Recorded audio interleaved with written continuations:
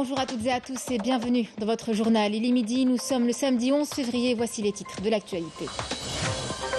Le président de la République, Abdelmadjid Tebboune, a enjoint hier de ne pas gêner ni entraver la circulation au niveau des postes frontières des Tunisiens frères souhaitant entrer en Algérie ou en sortir.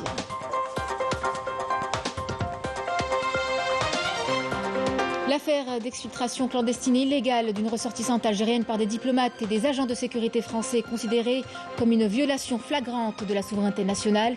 Un acte qualifié par l'Algérie de dérapage est susceptible de saper les efforts consentis pour promouvoir les relations entre Alger et Paris.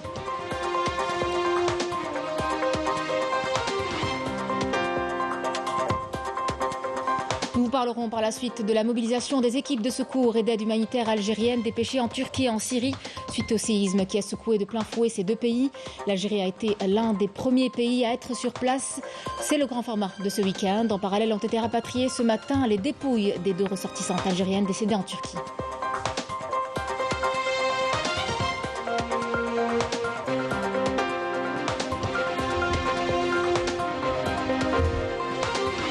La gendarmerie nationale ne lésine sur aucun moyen pour une couverture optimale du réseau routier.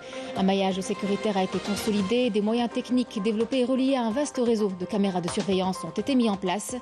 Un dispositif qui permet d'agir dans les temps.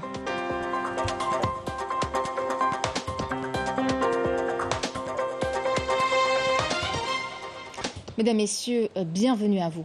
Je vous en parlais en titre. Le président de la République, Abdelmadjid Tebboune, a hier enjoint de ne pas gêner ni entraver la circulation au niveau des postes frontières des Tunisiens frères souhaitant entrer en Algérie ou en sortir.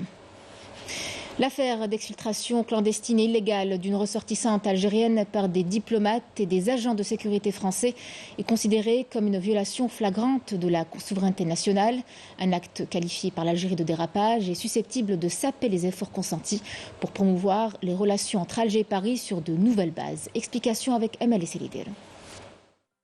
La confiance entre la France et l'Algérie est remise en question. L'Algérie condamne fermement la violation de sa souveraineté nationale par des personnels diplomatiques, consulaires et sécuritaires relevant de l'État français. Une affaire qui risque d'attiser les tensions entre les deux parties, malgré une amélioration des relations entre les deux pays, caractérisée par la stabilité et le calme. Et là, on assiste à quoi? On assiste à une souveraineté nationale algérienne qui a été bafouée par cette intervention étrangère, dans la mesure où l'intéressé fait l'objet d'une interdiction de quitter le territoire algérien, et au mépris de cette décision, elle a néanmoins quitté le territoire algérien. Donc encore une fois, une violation du principe de la souveraineté nationale algérienne. L'Algérie a été violée de ce droit le plus absolu. Je crois qu'aujourd'hui, il est important pour le président Macron et surtout pour le président Tebboune de pouvoir avoir une relation de confiance établie. Si cette confiance est remise en question et si la France souffle le chaud et le froid, il va être très compliqué pour la France de pouvoir avancer avec une Algérie souveraine. Une autre preuve de l'irresponsabilité de la partie française. Un agissement qui porte atteinte à la volonté des deux pays d'ouvrir une nouvelle ère des relations bilatérales sur des bases constructives et dans l'intérêt des deux peuples. البيان تكلم أولا على أن هناك من لديه مصلحة في تقويض العلاقات ما بين. Le communiqué évoque qu'il y a des partis qui ont intérêt à saper les relations entre l'Algérie et la France. Il y a des éléments de la DGSE qui œuvrent à porter atteinte aux relations entre l'Algérie et la France, des relations qui commençaient à connaître une amélioration ces derniers temps. Ces partis ne manquent pas à montrer leur soutien au Makhzen, notamment à travers les médias et les réseaux sociaux.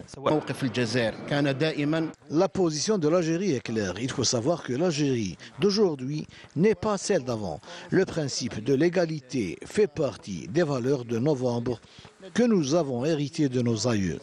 Les relations entre l'Algérie et la France traversent une nouvelle phase de tension. L'exfiltration clandestine et illégale d'une ressortissante algérienne sous la protection des autorités françaises risque de troubler le climat serein qui caractérise les relations entre les deux pays ces derniers temps. L'avion de la compagnie aérienne Air Algérie transportant les dépouilles des 2 ressortissantes algériennes décédées en Turquie suite au séisme qui a ébranlé le sud-est de la Turquie et le nord de la Syrie a atterri en présence de la ministre de la Solidarité nationale, de la famille et de la condition de la femme, Kautar Krikou, des représentants du ministère des Affaires étrangères et de la communauté nationale à l'étranger et des familles des 2 victimes. Rappelons que les services du consulat général de l'Algérie à Istanbul ont accompli toutes les formalités nécessaires et se sont acquittés de toutes les charges financières pour le rapatriement des 2 corps en coordination avec les autorités turques. On écoute ces déclarations.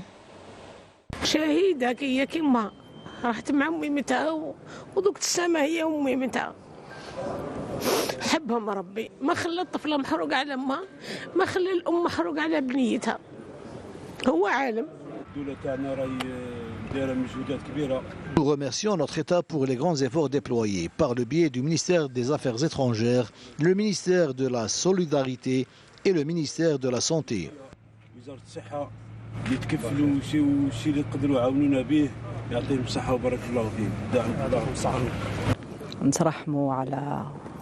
Nous nous recueillons à la mémoire des 2 victimes et à la mémoire de toutes les victimes de ce séisme.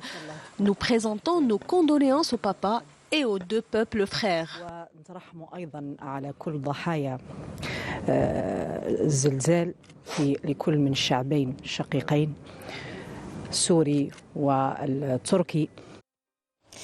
Dans votre grand format du week-end, on vous parle de la mobilisation des équipes de secours et d'aide humanitaire algériennes dépêchées en Turquie et en Syrie suite au séisme dévastateur qui a secoué de plein fouet ces 2 pays. L'Algérie a été en tout cas l'un des premiers pays à être sur place. Depuis 6 jours, c'est une véritable course contre la montre. Les secours poursuivent leurs efforts dans un froid glacial pour rechercher des rescapés dans les décombres. En parallèle, tous les soins nécessaires sont prodigués aux rescapés de cette catastrophe naturelle. Emel Bouarba. Dans ces zones sinistrées réduites en poussière, les équipes de secouristes algériens ne ménagent aucun effort pour sauver des vies et sortir des survivants. Cela fait 6 jours que les secouristes algériens travaillent sans relâche. La tâche est difficile, mais nos équipes relèvent remarquablement le défi.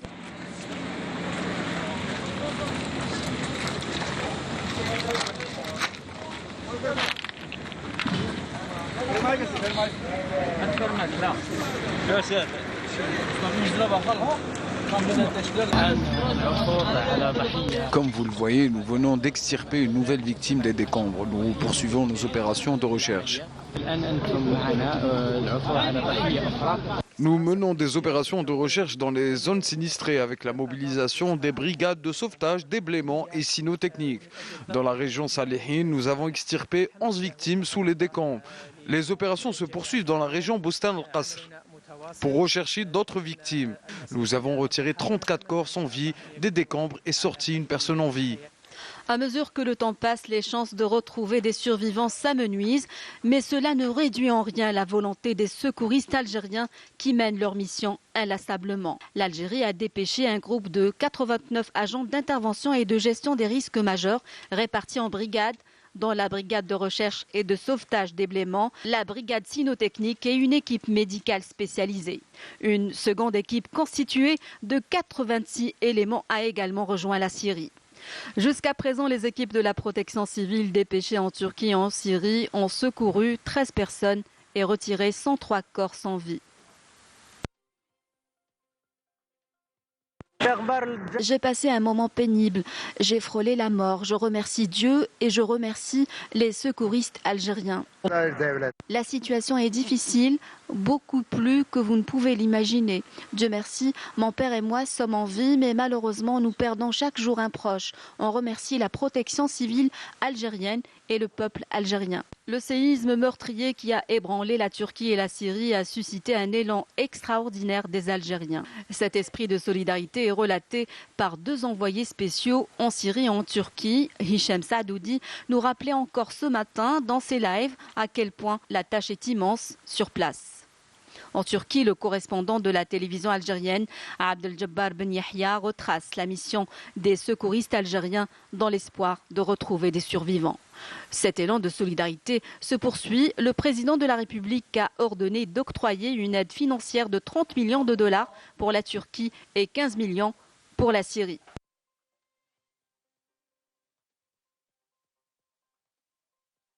Cet esprit de solidarité trouve un écho mondial sur les réseaux sociaux avec des messages partagés des centaines de milliers de fois, saluant l'Algérie pour sa solidarité avec les pays voisins et amis dans les moments difficiles.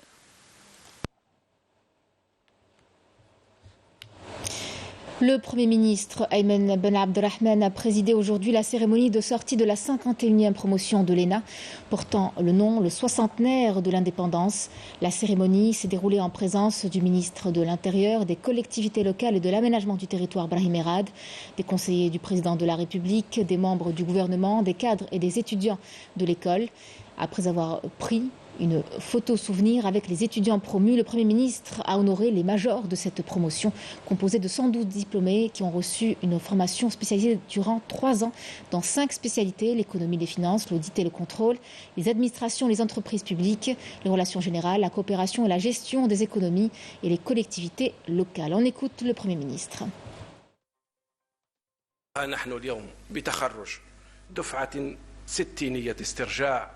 السيادة الوطنية نعكف على رسم معالم عهد جديد نصب من خلاله إلى بناء دولة حديثة بأدائها يكون فيها المواطن طرفا فاعلا وغاية منشودة للنشاط والمرفق العموميين.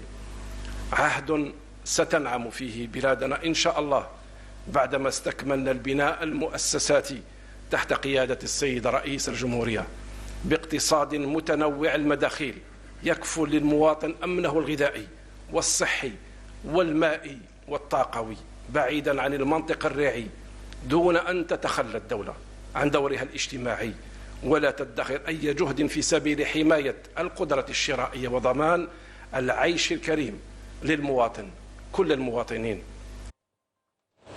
Le Premier ministre est également revenu sur le rôle pivot des étudiants nouvellement promus dans l'édification de l'Algérie nouvelle. On l'écoute.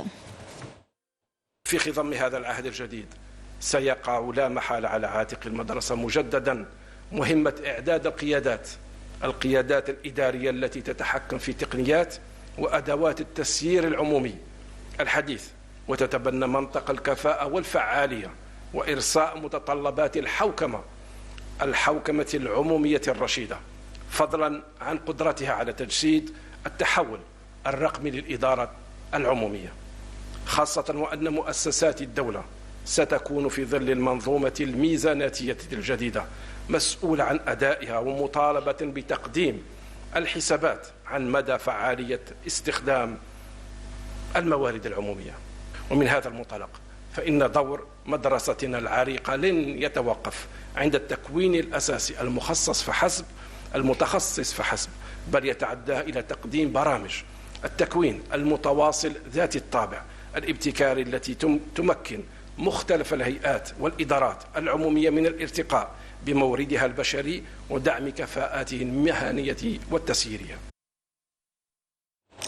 Le scandale Pegasus rattrape encore une fois le Maroc. Une commission de députés européens a écouté des enquêteurs, journalistes, ainsi que la militante des droits de l'homme, Aminatou Haïdar, pour mieux connaître et comprendre les dessous de l'affaire. La rapporteuse de cette commission d'enquête dénonce le manque de collaboration et de transparence d'un certain nombre de pays et d'institutions et persiste à dire qu'il s'agit là d'une attaque directe contre la démocratie. Correspondance de Bruxelles, signée Afed Belouchette. C'est une séance plénière consacrée à l'implication du Maroc dans l'affaire Pegasus. Ce logiciel espion est utilisé à grande échelle dans des actes de piratage des données téléphoniques de personnalités politiques et journalistes européens.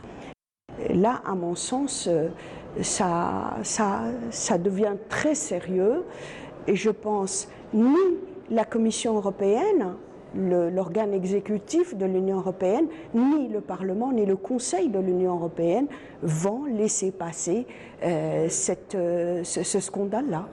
En plus du témoignage de 2 journalistes qui ont participé à l'enquête qui a révélé le scandale Pegasus et au-delà, à savoir Oussam Moussaoui pour le journal L'Humanité et Majid Zerouki pour le journal Le Monde, la commission a écouté le témoignage de 2 victimes, 2 figures emblématiques de la résistance sahraoui d'une part et palestinienne de l'autre, qui tous 2 sont revenus sur la dangerosité de ce logiciel qui prend littéralement possession du téléphone infecté. Nous savons que ce logiciel d'espionnage Pegasus peut espionner les défenseurs des droits de l'homme à leur insu, en établissant des communications, en envoyant des messages ou en allumant le microphone et la caméra à distance. Les mêmes informations ont toujours été utilisées par le Maroc pour limiter au maximum mes libertés et perpétrer par la suite de graves violations contre ma personne. Mais le chemin vers la vérité est semé d'embûches, comme l'atteste la rapporteuse de la commission PEGA, car malgré le nombre important de personnalités européennes victimes de cette attaque d'espionnage, les gouvernements européens semblent peu enclins à collaborer avec le Parlement sur la question. Même ces gouvernements-là, donc ceux qui n'abusent pas du spyware, ils ont intérêt à se taire. Parce qu'ils font, par exemple, ils font des accords avec les autorités marocaines sur la migration, par exemple. Donc ils ont besoin de l'appui du gouvernement marocain, donc ils n'ont pas envie d'entrer dans un conflit public ouvert avec le gouvernement marocain.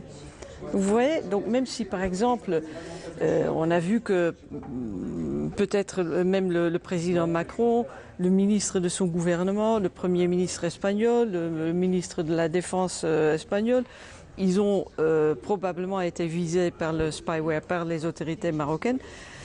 Évidemment, ils doivent réagir.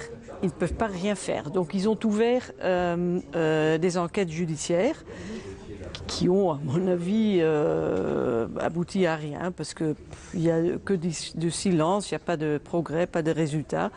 Et effectivement, ces gouvernements-là se trouvent dans une position difficile, parce qu'ils n'aiment pas trop être espionnés par le Maroc. En même temps, ils ont besoin de bonnes relations avec le gouvernement marocain dans des questions de migration, de pêche, de sécurité, je ne sais pas quoi. Donc voilà, c'est très très très compliqué, et pour moi il est très important de garder la question ouverte, de mettre la lumière, et aussi d'expliquer aux gens qu'il ne s'agit pas ici uniquement d'une violation des droits de l'homme des individus, de ceux qui ont été visés, mais d'une attaque frontale à notre démocratie. La commission d'enquête PEGA est censée présenter un rapport intérimaire avant de soumettre sa version finale à un vote au Parlement européen en mars 2023 ou en juin si la mission est prolongée.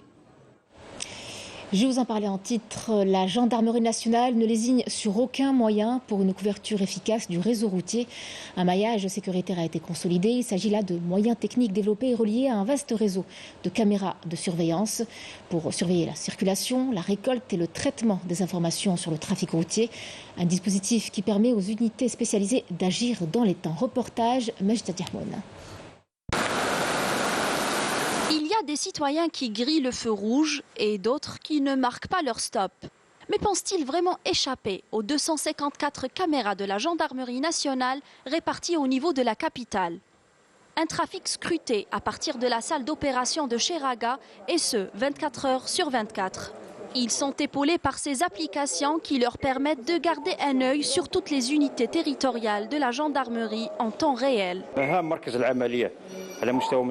La mission de la salle d'opération du regroupement d'Alger est le suivi quotidien du trafic routier. Nous surveillons entre autres les accidents de circulation, la criminalité, et nous faisons en sorte de fluidifier le trafic routier. Notre mission consiste également à suivre en permanence nos unités territoriales réparties sur la capitale pour agir en cas d'urgence. Dernièrement, nous avons arrêté 2 bus. Le premier a percuté exprès le deuxième sur la route nationale numéro 36, suite à quoi nos éléments de la brigade territoriale de Douira les ont immédiatement arrêtés. Les caméras de surveillance nous permettent de contrôler les réseaux routiers et d'agir en cas de vol. Le suivi du trafic routier se fait de jour comme de nuit. Les caméras de surveillance nous sont d'une grande aide et les 2 applications dont nous disposons complètent le travail. Celle-ci, par exemple, sert à identifier les plaques d'immatriculation des véhicules suspects ou volés. Et en parlant de vol, un citoyen en détresse vient d'appeler pour signaler le vol de son véhicule au niveau de Zeralda.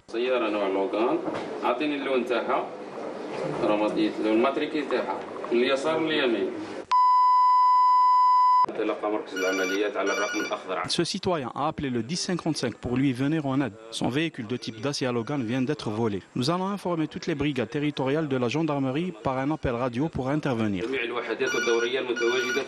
À peine l'appel terminé, les unités territoriales de la gendarmerie nationale d'Alger sont déjà sur les traces du véhicule volé. Il aura fallu moins d'1 heure aux caméras de surveillance pour situer la voiture volée. Suite à l'appel radio du vol d'un véhicule de type Dacia Logan grise qui passait par le barrage de Bridjan sur la route nationale numéro 11, repéré par nos caméras de surveillance, après avoir vérifié les documents du conducteur suspect, nous l'avons immédiatement arrêté pour le conduire au siège de la brigade territoriale de la gendarmerie de Stawali, afin qu'il soit traduit devant la justice.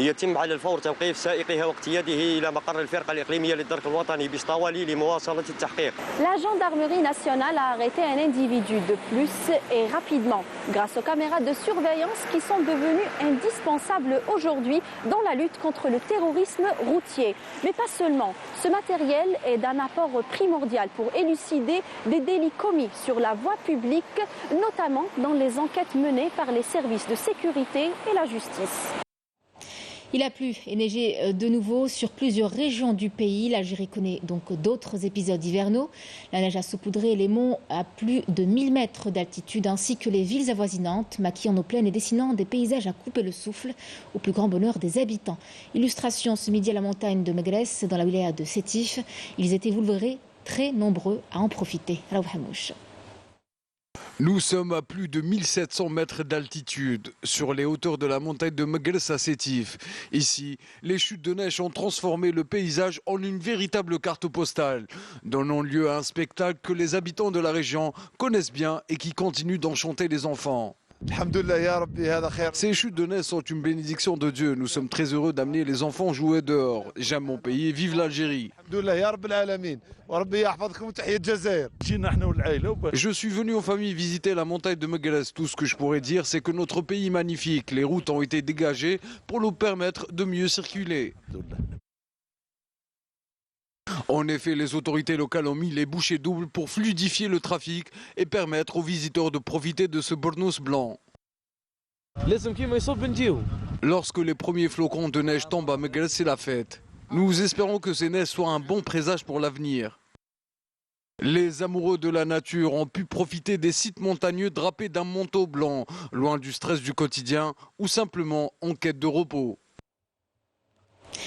L'actualité nationale, c'est aussi le sport et la Ligue 1. La phase retour du championnat a repris ses droits ce week-end avec les matchs de la 16e journée. Alors, plusieurs rencontres ont déjà eu lieu hier. Une partie d'entre elles a été reportée à une date ultérieure. La synthèse ce midi avec Linda Teboul. Le doyen Mouloudia d'Alger est pour cette 16e journée de Ligue 1 de football a reçu la JS Saoura dans un match qui s'est achevé sur un score de parité, un but partout. Le premier but de cette rencontre a été marqué par Aqasem à la 15e minute de jeu pour la JSS. Alors que Oukil a égalisé à la 56e minute. Le S Sétif, 4e au classement général, a gagné son match face à l'US Biskra 3-1. Biskra a réussi à réduire le score 5 minutes avant la fin de la rencontre. Un but signé Borada. Les 3 buts de l'ASS étaient l'œuvre de Zemmoum à la 25e minute de jeu, Gnawi à la 50e minute de jeu et 6 minutes après, Salem rajoute le dernier but pour les Sétifiens. Retour à Alger, le NC Magraï après sa précieuse victoire face à Chelrom Laïd, 5-0, n'a pas réussi à rester sur sa lancée et s'est incliné devant le Parado AC 3-0. Le deuxième match nul de cette journée, celui qui a opposé le CS Constantine au promu, le SM Khenchla. 1-1 et le score de ce match. Le MC Oran recevra le RC Erba ce dimanche à 18h. Pour rappel, les autres matchs de cette 16e journée, à savoir la JSK, l'AS Chlef, HB Chelrom Laïd, CR Belouizdad, MC El Bayed, l'USM Alger, sont reportés en raison de l'engagement de la JSK, le CRB, l'USMA, en compétition africaine. Ils sont d'âge, de profession et de milieux différents, mais tous ont un point commun, la pratique du sport qui leur est vitale, notamment le week-end. Une de nos équipes est justement allée à la rencontre d'hommes et de femmes bravant le froid tôt le matin pour comprendre les ressorts qui les ont fait basculer vers une pratique régulière et un bien-être perceptible. Ça se passe du côté de Bouchaoui et c'est un reportage signé à la Hamouche. Il est 8 h du matin. Nous sommes en plein cœur de la forêt de Bouchaoui. Le froid n'a pas empêché des centaines de personnes à investir la forêt. Le lieu se veut une place idéale pour pratiquer du sport. Seul, en couple, en groupe ou même avec son chien, chacun trouve son plaisir. L'objectif reste le maintien de la forme. Rapide. Chaque vendredi, je suis là, de bon matin.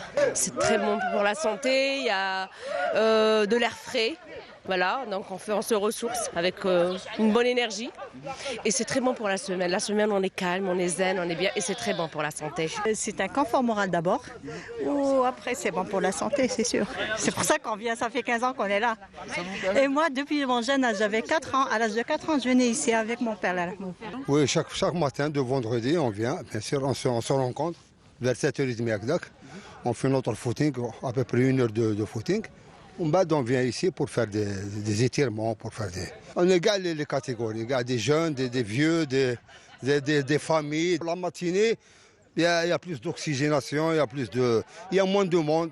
On le fait des fois, par exemple, au mois de carême, on le fait l'après-midi, le soir. Et justement, qu'il pleuve ou qu'il neige, pour ces hommes, femmes, jeunes ou moins jeunes, l'activité physique reste leur meilleur remède contre le stress. Pour certains, c'est devenu une véritable addiction.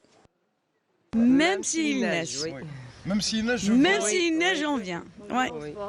On vient au sport parce que ça devient comme une drogue. Hein. Le sport, ça y est.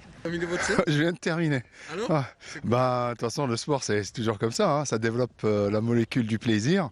Hein. On prend des frissons et puis voilà, c'est notre sport. C'est une école de vie, en fait, le sport. Hein. Ça développe vraiment l'état d'âme et puis ça régénère. C'est se shooter, quoi, je veux dire, à l'air libre, quoi. Savoir que quand on court à l'air libre comme ça dans une forêt, vous avez le crépitement des petites branches, vous avez des petits oiseaux qui commencent à sortir un petit peu pour faire leur quotidien, et on est bien content de les accompagner, quoi. C'est ça qui est merveilleux, c'est une drogue, quoi. De l'autre côté de la forêt, un des sports préférés des Algériens est pratiqué. C'est une très belle forêt, c'est bien le matin pour faire du sport. Et j'espère qu'il préserve cet endroit. Mais bref, j'y retourne, je dois aller jouer. Allez-y. Amine n'a pas une minute à perdre. Esprit d'équipe oblige. Le sport est certes un moyen qui permet de maintenir une bonne hygiène de vie. Il permet aussi d'évacuer le stress du quotidien. Il faut bien protéger la nature. Ça, c'est le poumon d'Alger. Oui. Ils ont bien raison.